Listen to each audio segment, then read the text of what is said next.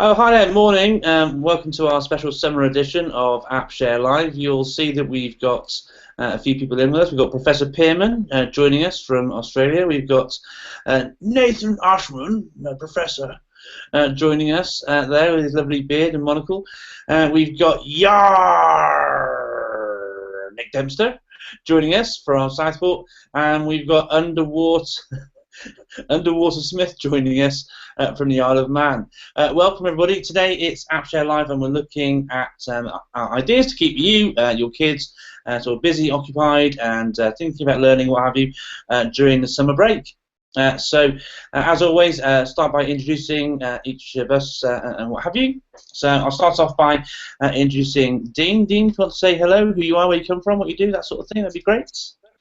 Hi, my name is Dean Pearman. I am the Director of Learning Technologies and Innovation at the Peninsula School in Mount Eliza, which is on the Mornington Peninsula in Victoria, Australia. And my sort of role is to play with awesome things and get kids to learn and be future focused with their learning. So it's a pretty cool gig.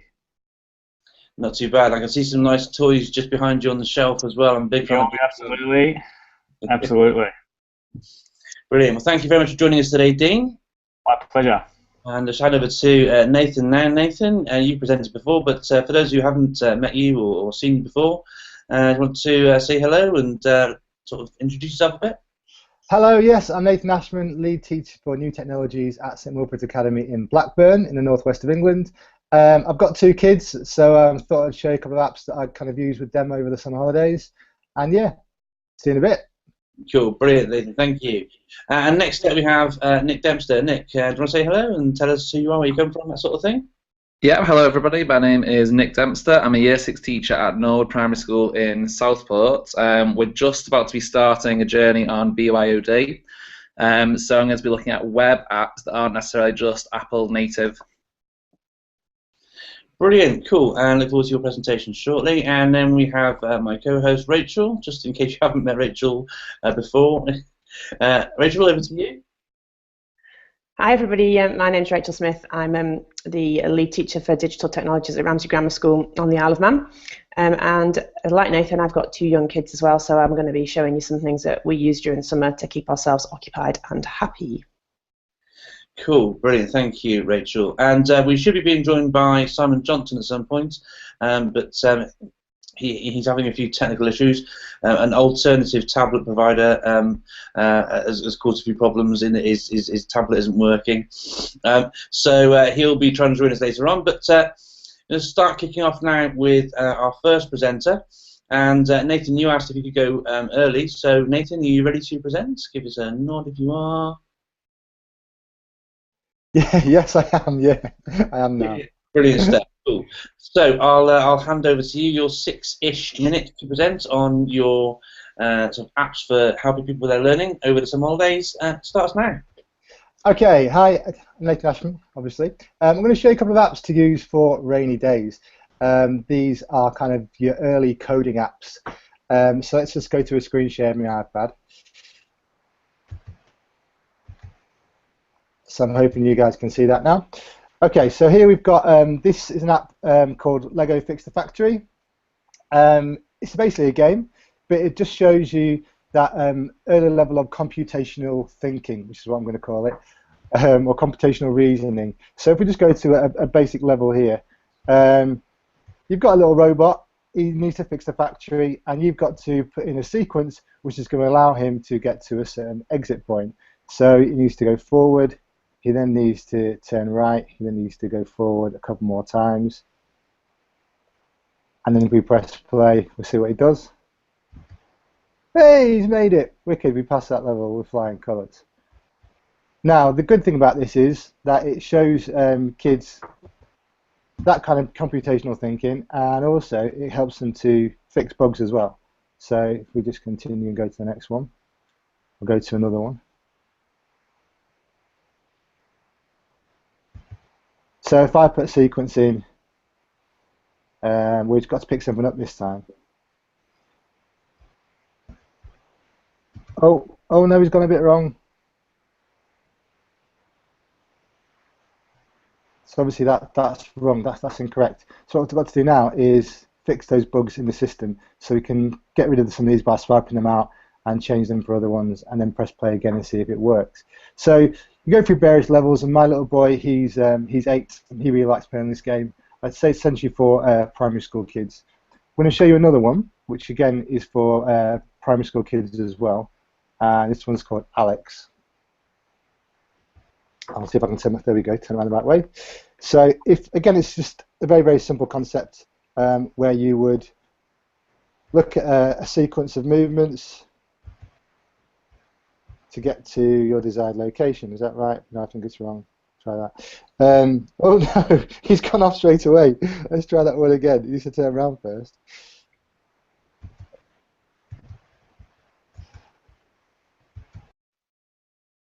There we go. I don't think I've got all the way to the end. Okay, so that's one way that you can play yourself. But the beauty of this game as well is that you can create your own. So if we go to create, then we can create our own game by adding different floor parts. We can add in breaking floor parts, which he has to kind of avoid. We can add in sliders, which you can kind of accelerate his pace. You can add an end space where he's got to get to, and a start place where he's got to go from. And then we can play that. So you've created your own level now, so we can put in our sequence where he turns around, he moves forward, and he has to avoid. Obviously, this isn't a very good example I've given you. But he has to avoid different places, and then he gets to his finished location if you put the code in right.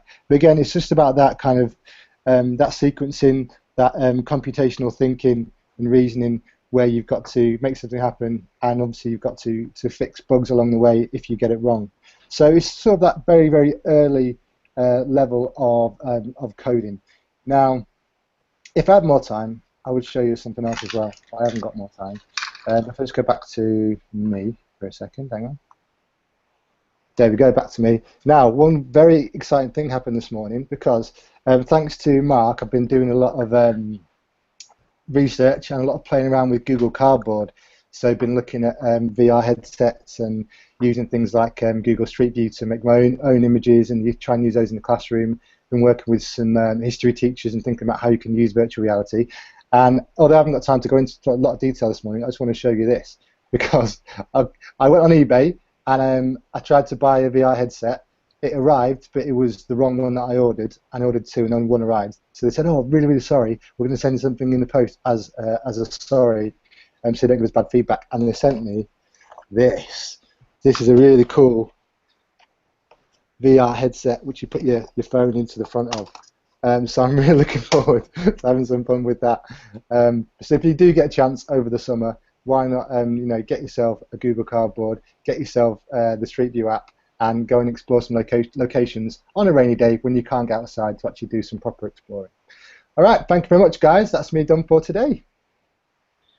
Brilliant. Thank you ever so much, Nathan. Awesome. Anybody got any questions for Nathan about Alex and what have you? They're stunned. I've got one. Is the little Mindstorm one, would that be an extension for then when you got the robot? So giving children in primary schools a bit of an understanding of what it looks like, and then moving on to actually getting the Mindstorm robots in and coding those? Yeah, exactly. Yeah, this is just a start basically, and as I said, it's very, very basic. Obviously, then you can get into actual robots and see what you can do with them. Yeah. Cool. Very cool. Brilliant stuff. Thank you. So thank you, Nathan. I was going to hand over to Simon Johnson in a second, who's now joined us. Simon, morning. Welcome. Hi, morning. Could you just introduce yourself briefly? You get a chance to do that a second ago, didn't we? So can you say hello and who you are and what you do? Your sound's off now. Okay, can you hear me now? Yeah. Few technical issues this morning. Simon Johnson, former teacher, now turned consultant, and huge evangelist for using IT and digital media to support all subject areas. Good morning. Brilliant. Thank you for joining us, Simon. Right, so next up, we're going to have Rachel. Rachel, are you ready to present? Yes, I'm good to go. Sorry, microphone muted. Awesome. Okay, so your 6-ish minutes to present start about now. Right, I am just going to share my screen with you. Hello, everybody, by the way. Can everybody see that? Yeah. Hello? Yeah, you can see it. Right, okay, brilliant. What I'm going to talk to you today about is I'm going to talk to you about photography. My kids love taking photos, and obviously we've all got a camera in our pocket in the form of our phone. So last night, in order to prepare for this, I went out, and Mark can attest to this, that I took some photographs from around where I live. And actually, one of the things you can do, one of the fun things you can do with your kids, is you can ask them to go and take photographs that might tell somebody all about them, or they might go and take photographs of your village or your back garden. It doesn't have to be, you know, a massively epic trip around the world, although of course that's lovely. One of the other things about photography is that you can get the kids to become more aware, and you can get them to notice certain things. So for example, because the cameras are so great on the iPhones at the moment, you can do really lovely close-ups like this of my rose in our back garden, and you can get the kids to think about small things rather than big things as well. You should get your kids to look up, okay, and look at the sky and the leaves and the trees, and try and get a different perspective on a photograph. And it stops them taking just photographs of them kind of stood up and a picture of someone's face. Another thing that's nice to look at is to look at reflections. So this is just the reflections of the houses in the window of our car. But and they've got another one somewhere I just want to show you. The other thing that they can do is shadows, which is nice. And rather than looking at the actual object, look at the shadow of something. So you can try and get your kids to think about a different perspective of taking a photograph rather than just their bog standard. Of course, one of the other things you can do is this is just a perfect example really, you can get them to stand up of their full height and take a photograph, or drop the camera really down low. So this is a photo taken about 50 yards away from our house. This is it, me with the camera right down by the road, and this is me with the camera stood up. And you can see the difference, and you can talk to your kids about why you might like a photograph in this perspective, or you might like a photograph in that perspective. So it gives you lots of things to talk about, and most kids, like my son's 7, so he gets all this. He can cope with a discussion of, oh well, I like that photo because X, Y, and Z, or I don't like this photo because maybe you can see too much tarmac. But the camera app on your phone is absolutely ace. You can do absolutely loads of stuff in it, and you can put filters on your photos dead easily. So we'll do a couple of things here. So I like this photo. I think it's got a bit too much tarmac, and I'm not massively keen on that trampoline in the top right hand corner. It really catches my eye, and I kind of want to get rid of it. So if I press edit, and second down on the right hand side is like a wee squarey thing, and that allows me to crop my image. So we'll take the trampoline out. Now already I'm liking my image more because my eye is drawn to the silhouettes of the flowers on the left hand side, and I can drag it up a wee bit, take a bit of that road out. Boom, there we go. Already I'm liking my image much more. We can press done, and there we have it. I think that's already a nicer picture. And kids can obviously easily do this themselves. One of the other things you can do straight out of your camera, out of your Photos app on your phone, is, now I'm not massively keen on this image at all. I'm going to crop it first of all. I take all that green out the bottom. And it shows you what it would look like, and you can revert it just by pressing cancel at the bottom right hand corner. What you can do is you can, I'll just untap that. The 1, 2, 3, fourth one down, it's like a circle with wee dots around. If you tap on that, you can change some of the elements of your photo if you're not massively keen on them, just by sliding this slider. So you can add more light, we'll go with that I think, and you can make it brighter. It's a bit too bright. Okay, there we go. We'll call that done, I think. And it's a slightly better image. I wouldn't say it's the best image in the world, but you can improve your images from within your camera app. If we look at my rows again, I'll go back to here. What we could do is if we press the third icon down, we can change the colour of our rows. Now, I'm a big fan of noir, but I don't work with my rows very much because it just becomes very, very white. So the chrome effect might work nicely on that. And the kids can add effects onto the photographs themselves dead easily. The little wand at the top of the list is kind of magic. Now, I don't like the dead flower in the back of this photo, so it won't be hugely effective, but we can, hopefully, try and get rid of it, but it's not really working. And I'll do it in a different app for you, but you get the idea. So that's done. Another app that I really like to do with photography is something called Snapseed, and I'll just find it. It's by Google. Yeah, it's by Google. And you bring your photograph into it, you tap down the bottom, and you have loads and loads of filters, plus loads of different things that you can do to your photo. So you can crop your photo in Snapseed. Healing is the thing that we like. It can take things out. So it could take our dead flower out the back, not particularly well. You can save it or not save it. And I'll just save this. I'll show you what it does. When you save it, you can save it as a copy or you can export it. Save it as a copy. There we go. And that picture's now saved to my camera roll. Once you've got all your photos done, your kids done all your photos, what they can do is they can share them. Particularly like Book Creator, you can put them into a book and you can obviously publish that online. Or you could use Adobe Spark, that's in here. You could use Adobe Spark Page. I'll just show you one that's previously been made.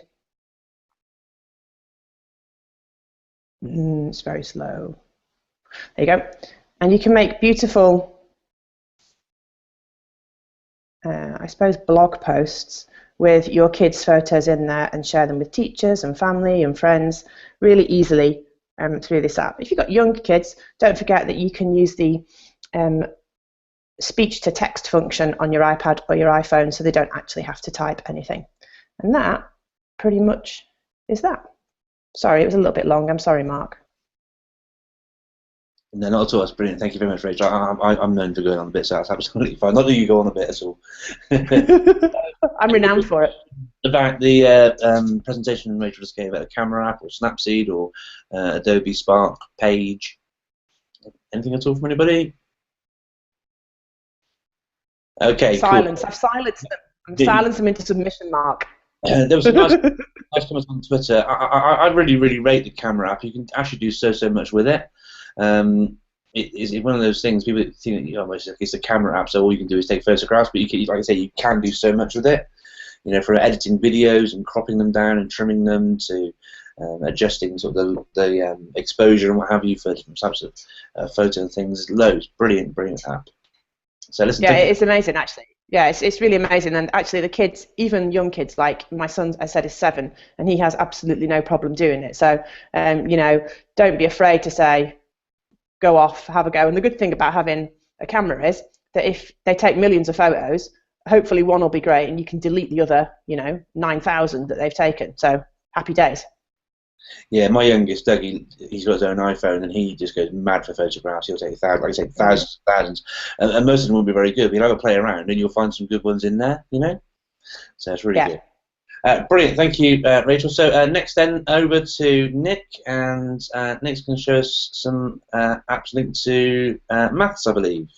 Yes, correct. Hello, everybody. So one of my biggest kind of gripes for the summer is that the children go away and you've worked so hard on maths and timetables and everything, and then by the time they come back in September, they've forgotten absolutely everything. So basically, I've got a few web apps that I want to show that hopefully will keep them ticking along with them. So just going on to screen share now, if it will do it. Yeah, can see that. Okay. So the first web app I want to show you now, it is on the App Store, so it's hit the button, but I would say not to pay for it, because if I come out of that, you can actually get it online and just link it to your home page. So hit the button is basically timetables, but there are other sections to it. So I'm going to show you the timetables ones first.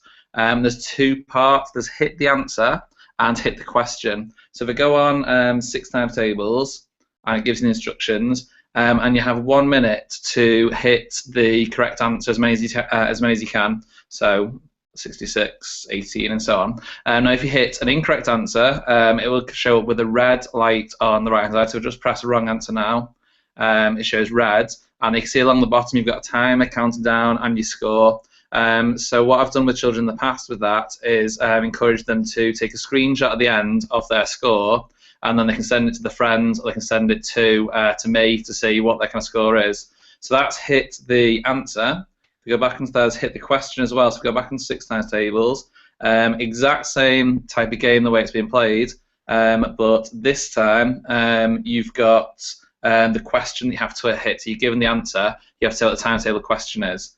If you go back all the way to the home page, because there's also number bonds on there, and that's quite good for young children as well as higher up to kind of year 5, year 6, because you've got the really basic make 10 type ones where you just have to click on the other number that would add together to make 10, so 8 for example, and so on. But then if you go on to the decimals ones, so for example make 10 1 decimal place on the bottom right, it then asks you to make 10 with decimal numbers. So there's quite a lot of options on there. Just go back onto there. There's also square numbers, division facts, halves, doubles. There's loads on there, and that's completely free if you just link it to your home page. So add to home screen up there. So that's the first one.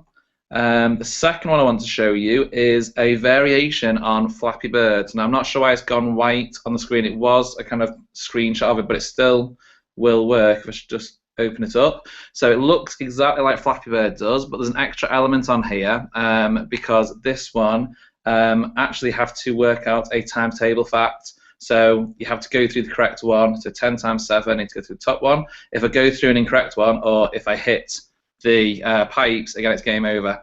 And I've had children who've become pretty much obsessed with this, sending me screenshots.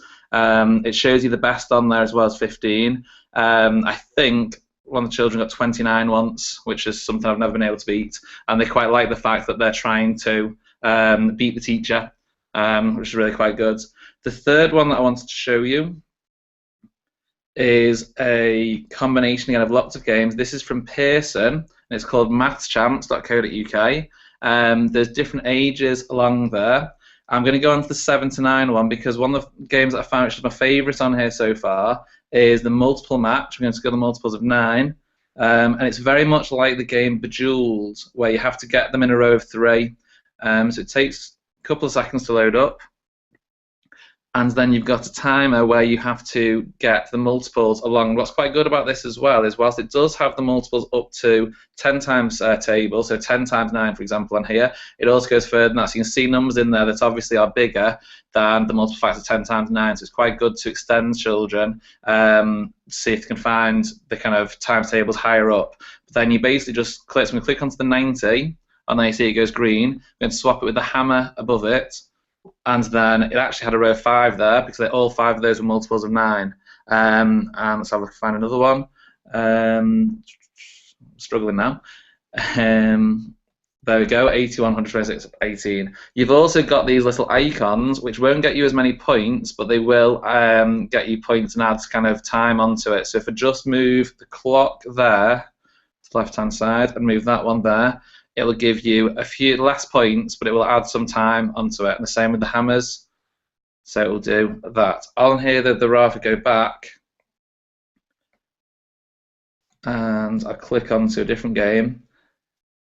So you've got on here, before it loads up properly to play the game, you've got a high score chart, which I thought was quite good because the children love the competition. So you see there, top 10 with the scores. I think it needs to take a very long time to be able to get to any of those scores in the top 10, but still I'm sure that some of them with 6 weeks off might try that.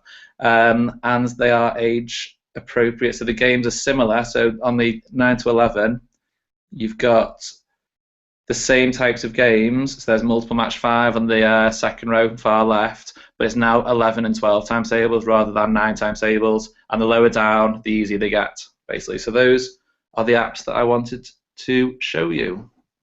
So just come out of that. Brilliant. Thank you very much indeed, Nick. Thank you. Any questions from anybody about the various apps there? I've got one, if I may. Some of those links, then, could you possibly tweet those on the AppShare Live hashtag after? Yeah, absolutely not a problem. I was thinking that. Yeah, I will do that now. Brilliant stuff. No, I really enjoyed that. Okay. Can I jump in?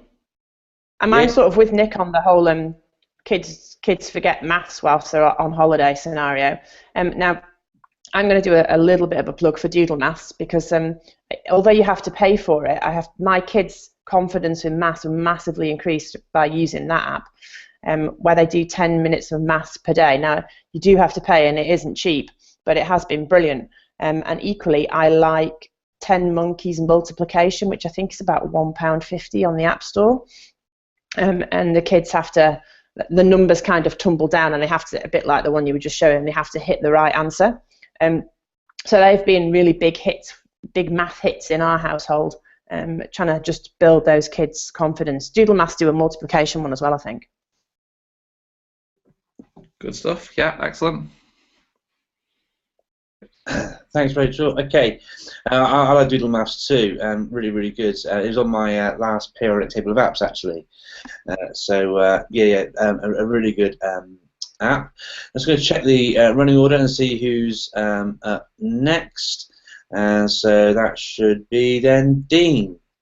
Okay, Dean, are you ready to go?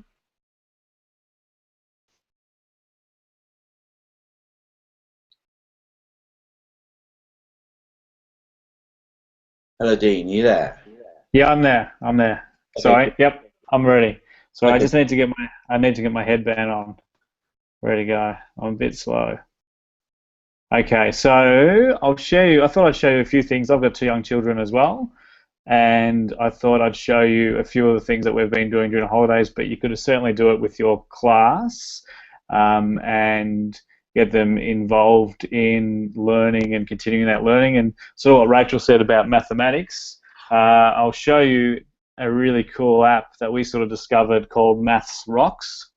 You'll have to excuse the Comic Sans type, but it's a really fun way to learn times tables. Now, they actually have it with the quiz and things on those lines. You can go through a quiz.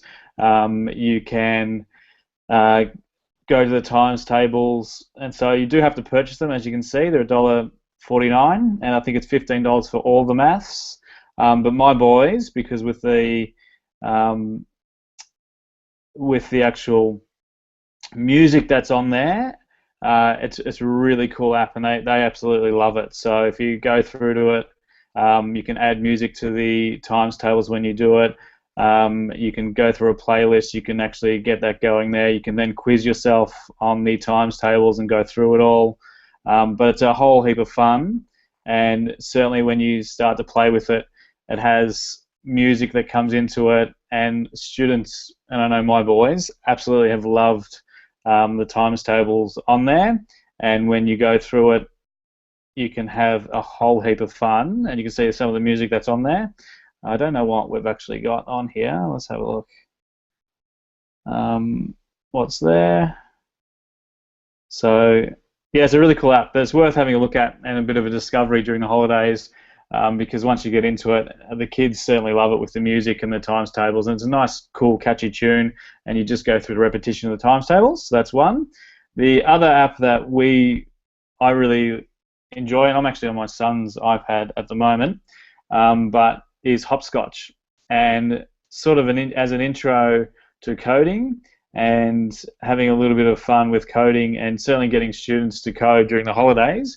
I was thinking that something that I thought was a good idea is to get the students to use Hopscotch to draw a picture with code on somewhere they went over the holidays, and you could do that, give them a little bit of an intro first, on some coding and computational skills and some basic block coding, and then on the holidays they could draw a picture, and then you could share that to a OneNote if you use OneNote in class OneNotes, where all the students could see that, or you could just share that with each other.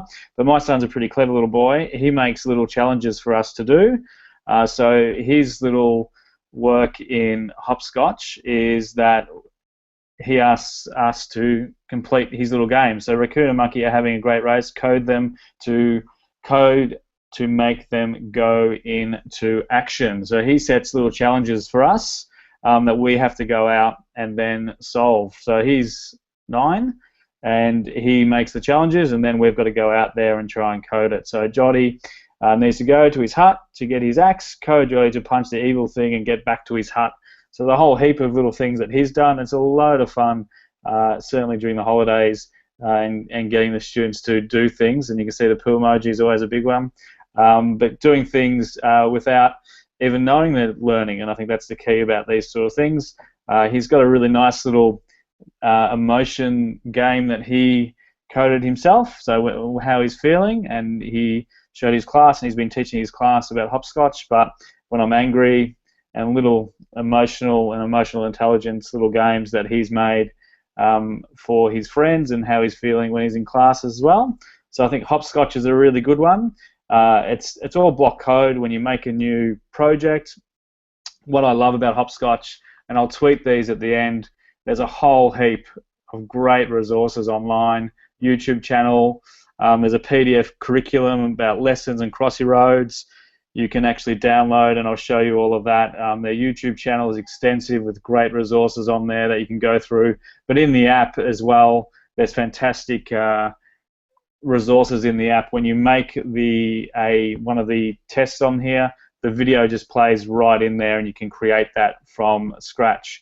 But it's all block coding. You can use text and emojis in there, and once you go into, you just add simple rules. When the game starts, you can make blocks, and it's all the same block coding. So game starts, and then you can got movements, and you've got drawings and looks and sounds and values. But a really good intro to computational skills, I think, for the next level before you get to something like Tickle, or if you go to Saphiro and things on those lines and use those robots, that next level of coding. So that's a good one.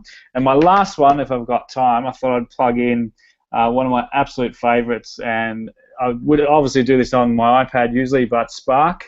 And for your holidays, a really good one is sort of bringing in all those photography that your children and students can do, or videos they make, and then making a story about that. So I think what I'm really interested in as an educator is uncommon learning and doing things in a different way. So utilising the great things that we always do with literacy and numeracy and writing and telling stories, but using new ways of actually students to feel success. And this is a really great way of maybe show and tell. You could actually get your students to create a My Holidays, or your children, and then create a little story. And this is just on the online one.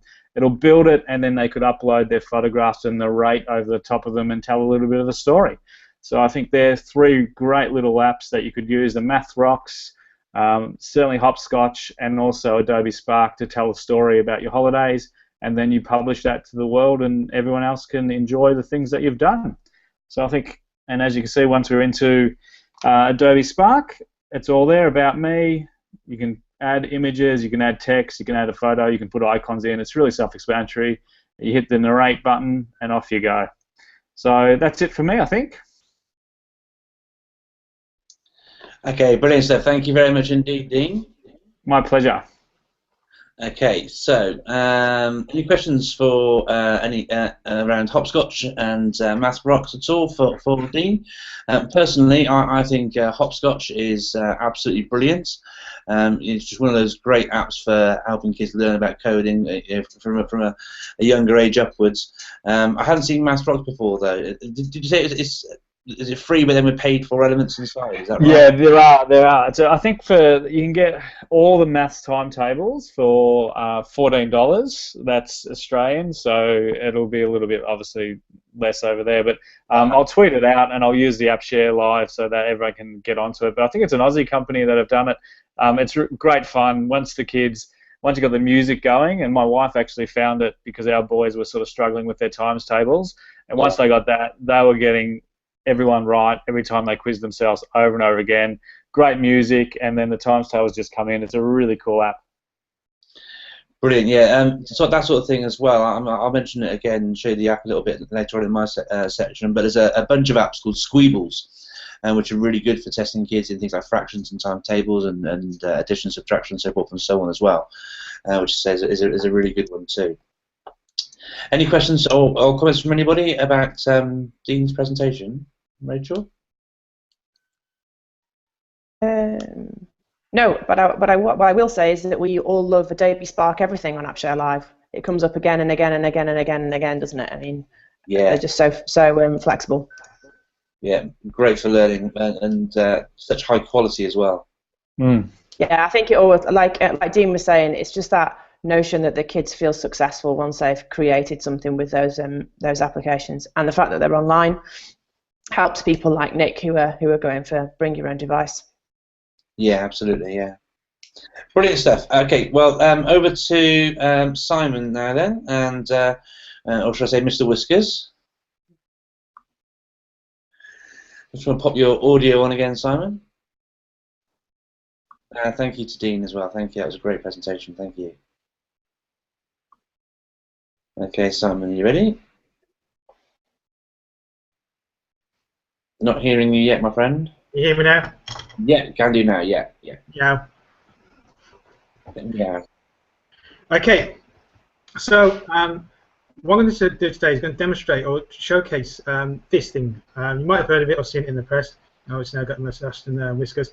It's the BBC microbit. So harking back to the days of when the BBC put a one BBC Micro in every school in the country. They've kind of, with the changes to the new computing curriculum or the introduction of the computing curriculum, and the BBC wanted to do that again, but they wanted to reach more students. So they created this. It's a micro, pocket-sized programmable computer. It's got 25 LEDs you can program. It's got some buttons. So it's got aptly named button A, button B, and a reset button, all programmable. It's got a built-in accelerometer, similar to what's in the iPad, so you can program it to detect on shake. A built-in compass, can detect which way it's facing up and facing down. But the key thing for me is that it's also got built-in Bluetooth Lite, which means it can connect to various devices. Now, up until recently, the only way you could get code onto your microbit was to plug it into a PC or plug it into your Mac, go to the website, download the script, and drag it onto your microbit. But they've recently released an app. Now, the app's still in beta, and there's more features to be released hopefully soon that allow you to send your script from your iPad. So I'm just going to load up my iPad screen and then do a screen share. Hopefully this will work.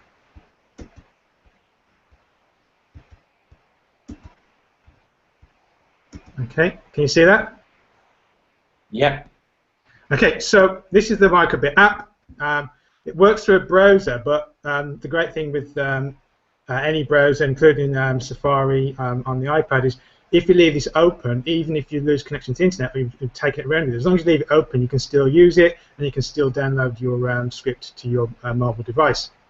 So a quick look at the features. So you've got your basic on here. So you've got show number, show LEDs, so you can tick each of the LEDs you want to display.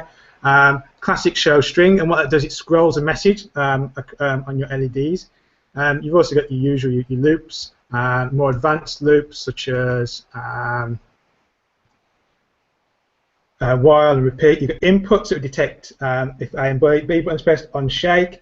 It's even got some pins as well, so you can connect, just like with the Raspberry Pi, you can connect different adapters, different sensors. You can also do compass heading.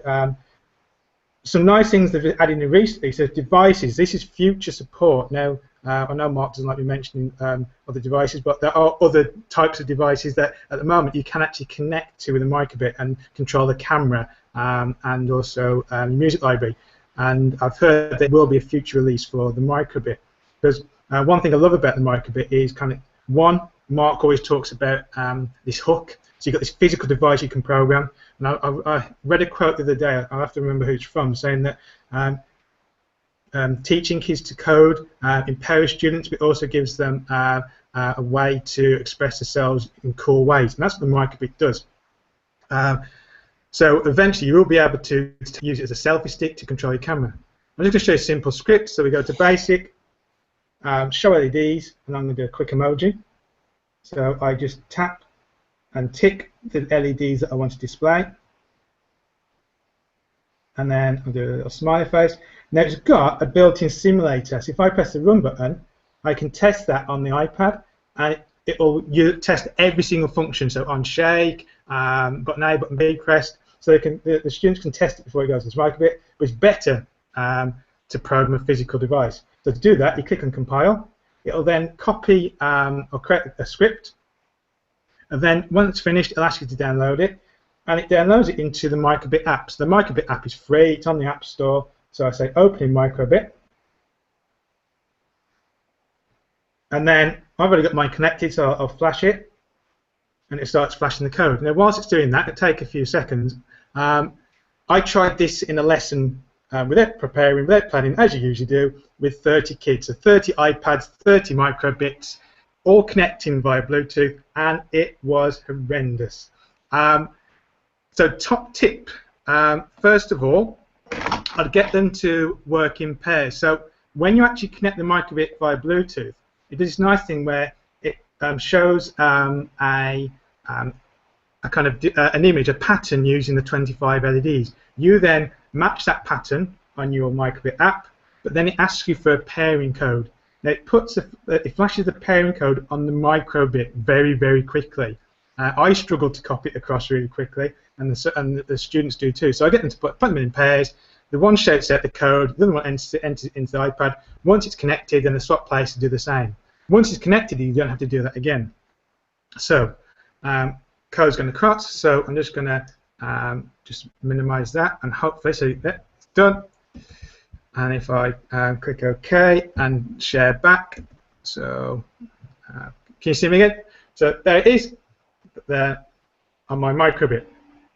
Now, one cool thing about that is that there's a new feature. Now, it takes a while to copy this across, and every time you want to program it, you have to keep on downloading it from the website and then sending it across.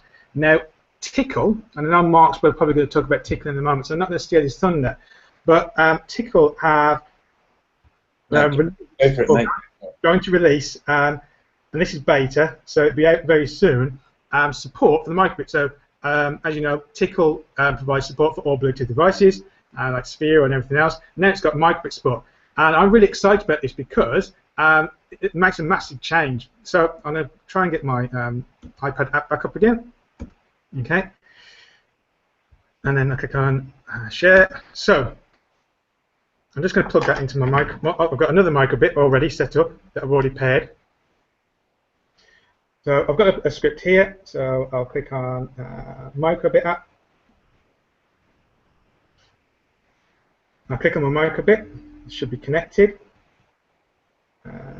Yep, brilliant. So now I'll put in my script, so I can say start play, or when iPad is clapping, so I can have different features when or if iPad is shaking, so you can actually control your microbit via your iPad. So I'm going to say when start play, click on show, choose my image. So let's do a laugh out loud emoji, like so. But the great thing with this, once it's paired, it puts some special script on your microbit, and all you do is press play, and the code goes straight to your microbit without having to download it.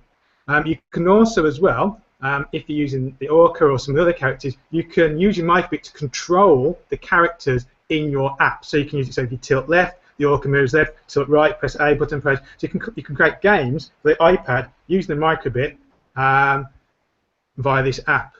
So if I just switch over so you can see this live, just to prove it, if I go back to screen. So there's the microbit. I'm going to change the script on my code, so I'm just going to do a smiley face. I press the play button. Instant. Sad face. That was me this morning when nothing was working. Play. Instant. And I think that is really, really powerful. And I think that's me done for today. So thank you. Simon, thank you. Well done. We got there. So I'm a big fan of Tickle. Have been for a long time. It was just a great way of getting into the coding of the Sphero and what have you. Don't get me wrong, I love the Sphero apps like Draw and Drive and what have you. But if you're looking to do a bit more with the Sphero, the two apps that you can get from the company weren't quite as user friendly, you know, and what have you. And Tickle came along and sort of blew it out of the water. And now the amount of connected toys you can use with it, from your rolling spiders to your Sphero to your BB-8 to all sorts, is brilliant. And it's awesome to see that it's going to get microbit support as well. So brilliant. Thank you so much for sharing all of that, Simon. Thank you. Dean, did you want to sort of come in on that at all? I know you're really into this sort of thing. Yeah, I was interested where you actually could buy those little things from.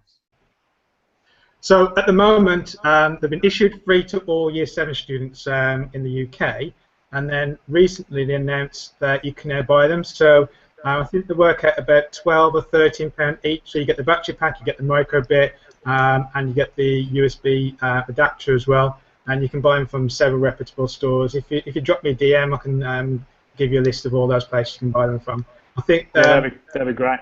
They're due to ship out in end of July. Could you tweet that out for us on the actual live hashtag? Is that all right, Simon? Yeah?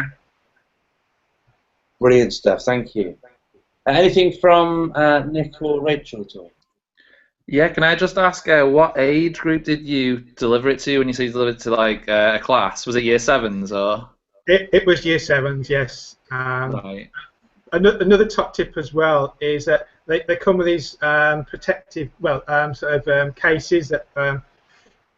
So what I do is, once they've connected them once, if they're theirs, then they keep them and connect every time. But if you're buying some for a class, you can use them in lots of different classes. I put stickers on each of the cases, so I print out superhero names, Spider-Man, Superman, so that once the students connect to their device, they remember their Superman or Spider-Man. The next lesson, they don't have to go through the faff of having to keep on connecting via Bluetooth and pair it. Yeah. So top tip. No, thank you. I'm going to jump in because I think you can, and I'm kind of going to jump in over Mark because I know he's going to do some STEAM stuff, but I think also it can work really well with a non-ICTE computery kind of subject. You can, for example, if I'm just thinking with my MFL head-on, you can get kids to read something and then code their microbit to give the answer, and then they can take a photo of that on their iPad or whatever and send it to you. So you can. It is massively cross-curricular. You just need to think a little bit creatively. Yeah, totally agree. Because of its small form factor as well, it's perfect for wearable technology. So they can sew it into their clothes, into their hat, and really personalise it. And you can buy lots of add-ons such as conductive thread as well. But I totally agree. It's definitely cross-curricular. There's lots and lots of opportunities for it. Yeah. Brilliant. Thank you, Rachel. Thank you, Simon. Okay, not that you would ever sort of steal my thunder at all, Rachel. You can never do that. So I think it's no, not at all. So I think it's over to me now. So hi, I'm Mark, and I'm going to share a few things today. I'm going to start by sharing my iPad screen to you. So can you just confirm, somebody, that my iPad is now visible, please, somebody? Not yet, Mark. Not yet. Okay. That coming across now. Nope. Oh, yeah. Oh, now I've got a tunnel of love. Oh, yeah, there we go. Cool. So listen, last month I launched my sort of new periodic table of apps, and it got me thinking about, actually, because there are so many apps on the App Store. I often get asked sort of questions about apps for particular subjects, and certainly the periodic table of apps isn't really a sort of subject sort of specific kind of table. So what I thought I'd do, because I'm really into sort of making and playing and what have you, I thought I would create one for STEM or STEAM apps, and so that's what I've done. And if I just jump into here, you can see the periodic table of STEAM apps now. So I've broken it down like I did with the previous one. I've got a bunch of sections here, One for computing, making, art and design, photography, VR, maths, science, and AR. And as before, they're color-coded. So the science section we're right by it right now, so you can see the sort of sciencey related apps are there. You might query why Explain Everything's there, but I had to include Explain Everything somewhere, and I thought it would be as good a place as any to drop it in there. Most of the apps that are on here are free, and certainly if you want some ideas around the apps that are there, please do get in touch. I can help you with that. You've got the art section just here with things like graphic and type drawing, Times Sketches Pro, Procreate, art sets, and what have you. We've got a bunch of AR apps here down the bottom, some VR apps as well. There's some great apps with a sort of lilac background there that are really good for sort of working with images and sharing those, what have you. We've got some making apps, things like Assembly. We saw Alex Johnson presenting on that recently, and there's some great music apps in there, and Foldify for creating some great nets and what have you. Then we've got a whole bunch of really cool computing apps in here as well, so things like Codemaster for just developing code live on your iPad, and the Everything Machine, which uses lots of the different functions of the iPad to be able to make different things. You've got the Microbit app that we were talking about a second ago, Swifty, Sketch Nation, and we saw Danny Ross presenting on last time, Tickle, and Hopscotch that were mentioned just a few months ago, and one of my favourite apps for computing, what have you, called Bloxels, making games and what have you there, which is an absolutely stunning app. So I hope you find that useful, and I'll be tweeting that out in just a few moments and put it on the blog and all that sort of thing. But I wanted to share some apps for children to get them occupied and to get thinking around two areas really. One around computing, so thinking, this is an idea I got from Steve Bunce, another ADE, about using music for computing, getting kids to think about loops. And I tweeted this one yesterday. It's a fun favourite of mine, and I really think it's massively powerful. It's free. It's the free app of the week at the moment. It's called Loopable. You can see it in the top right-hand corner there. And you load it up, and you get to develop musical loops. So you can just drag on these different blocks here to get the animal to respond.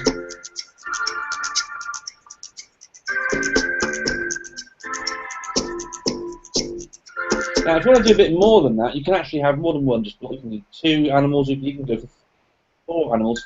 So you can really make your own music quite brilliantly with that. So here's one here. What's interesting while it comes through as well, all of these different animals and sounds what have you are programmed in the key of C. So not only can you do this sort of stuff with the iPads in the room, but you can got some xylophones or some other instruments, what have you. You can play along with it as well. So we've got some nice hippo beats there. Let's get some panda action going on now.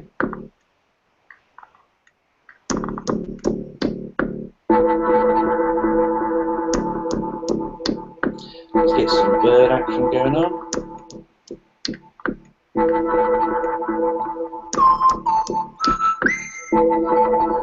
And so you can see it's dead simple and easy to build up. My children absolutely love building up sounds with this. Let's get some more going on with the sort of snowman.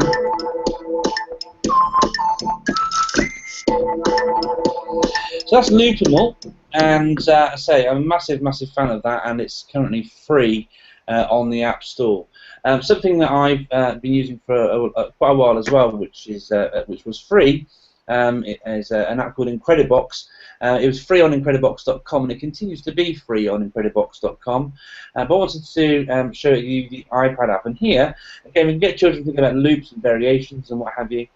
And what you do is simply just get these guys dressed by dragging on different elements onto their bodies, like so. So he'll start singing and doing his thing there. I can drop some more on.